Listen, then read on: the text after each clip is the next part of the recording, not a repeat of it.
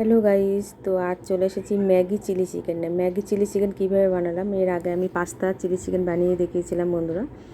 তো আজ চলে এসেছি ম্যাগি চিলি চিকেন কীভাবে বানালাম। তো সেই কারণ জন্য আমি 4 প্যাকেট ইপ্পি নিয়ে নিয়েছি, ম্যাগি ছিল না।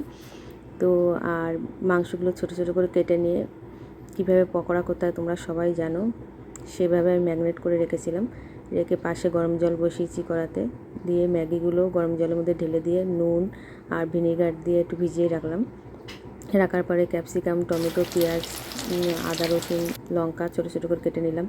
নিয়ে পকোড়াগুলো ভেজে নিলাম। নিয়ে ওই কড়াতেই রসুন আদা দিয়ে ছোটো ছোটো করে কেটে দিয়ে ভেজে ওর মধ্যে আমি পেঁয়াজ দিলাম, ক্যাপসিকাম দিলাম, দিয়ে টমেটো দিলাম, দিয়ে যেভাবে আর কি চিলি চিকেনটা বানায় সেরকমভাবে chilli sauce, tomato sauce, tomato ketchup দিলাম। দিয়ে ভেজে রাখা পকোড়াগুলো দিলাম।